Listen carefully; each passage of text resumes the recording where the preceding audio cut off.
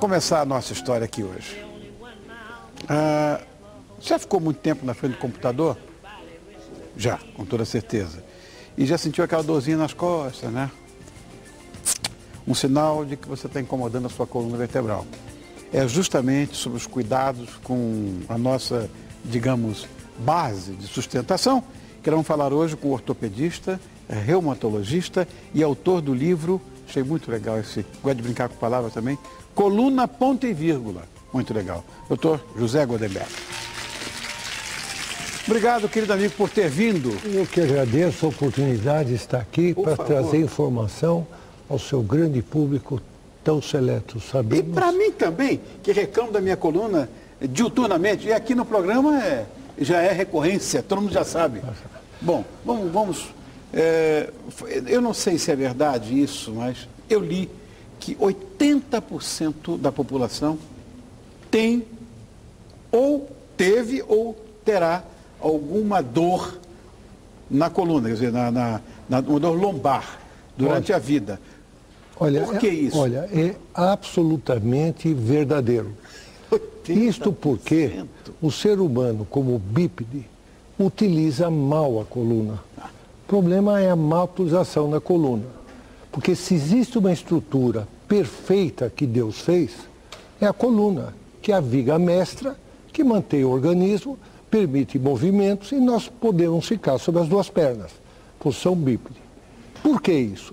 Porque o ser humano não respeita os fatores de risco de dor de coluna que ele pode controlar. Existem fatores de risco de dor de coluna que ele não pode controlar, mas há outros que ele pode. Quais são que ele pode? O primeiro é o cigarro.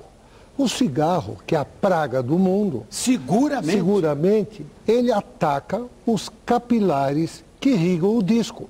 Portanto, quem fuma é um alquimista. Ele consegue destruir todos os discos ao mesmo tempo. O segundo fator de risco é o sobrepeso. Veja, nós sabemos que a obesidade aumenta a cada ano. O ser humano engorda, o mundo se calcula engorda 1 quilo por ano por habitante. Então veja, o indivíduo obeso, ele aumenta a sobrecarga sobre a estrutura da coluna. O terceiro fator de risco é o sedentarismo. Ou seja, é fundamental que o ser humano faça exercícios. Exercícios, nós podemos comentar depois, são alongamentos. E nos alongamentos, nós temos as técnicas de alongamento. Então, o RPG é uma técnica de alongamento. O Pilates é uma técnica de alongamento. E não é um milagre para o tratamento da coluna. A seguir, o outro fator que nós podemos controlar é a postura. A postura é fundamental. O ambiente tem que se adaptar ao ser humano. E não o ser humano ao ambiente.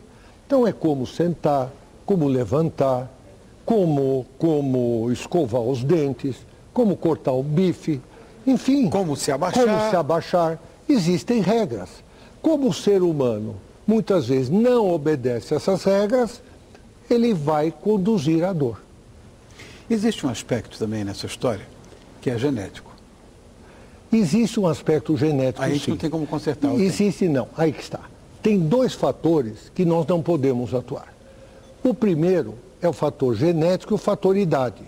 Porque à medida que nós envelhecemos, a estrutura da coluna se compõe por vértebras, ligamentos, nervos e discos. O disco tem uma função fundamental. Ele reduz impactos e distribui forças. Ele vai desidratando, ele vai perdendo a função à medida que nós envelhecemos. Isso é inexorável. Envelhecimento é algo inexorável. Nós temos que saber envelhecer. Nós temos que nos prevenir durante o envelhecimento. Então, isso é um fator que nós não temos controle. Então, nisto, a genética entra. Afora doenças da coluna que tem um caráter genético, por exemplo, a escoliose, a lordose, tem um caráter. Mas tem um outro fator, que quem já teve dor uma vez, tem 15% de chance em ter dor uma segunda vez. E tem um outro fator importantíssimo, que é o fator emocional. Veja, quem não tem aquela queixa, puxa, tive um estresse, me dói o pescoço, me dói as costas. Sim. Isso é a fibromialgia e a dor miofacial, que nós vamos comentar aqui, porque é uma coisa muito atual. O senhor se fala em fibromialgia. Fibromialgia. Então, por exemplo, você tocou na fibromialgia, podemos falar sobre isso. Então, o que é fibromialgia? A fibromialgia é uma doença de amplificação dolorosa. É um problema da química cerebral. É o botão do rádio que o indivíduo sente em uma altura maior do que realmente é. Entendi. A fibromialgia tem critérios. É aquele indivíduo que tem dor de coluna por 3 meses, cervical e lombar, e dor em todo o corpo. E isso nas não é articulações. Não, né? Isso é um problema da química, porém, quem tem fibromialgia, metade tem depressão e pode ter ansiedade. Então seria uma falta de produção de neurotransmissores? Exatamente. A serotonina e a substância P.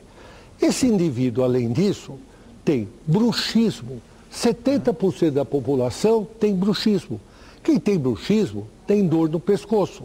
A mulher tem tensão pré-menstrual. Você tem dor de cabeça. Você tem colite. Você tem gastrite. Você tem formigamento no corpo. Você piora com a umidade. Enfim, quer dizer, e ela pode ser primária, ou ela é a doença, ou acompanhar outras doenças. Agora, você imagina, Rony, o seguinte, 40% da população tem hérnia de disco e nem sabe, que é absolutamente assintomática. Eu sei, tem meia dúzia de hérnia de disco. Em relação à pergunta anterior, esse diagnóstico me parece muito difícil da fibromialgia, né? O fibromialgia é um diagnóstico que exige, como todo diagnóstico de coluna, a realização do ato médico. Não existe tratar a imagem. Nós tratamos seres humanos. Bacana isso.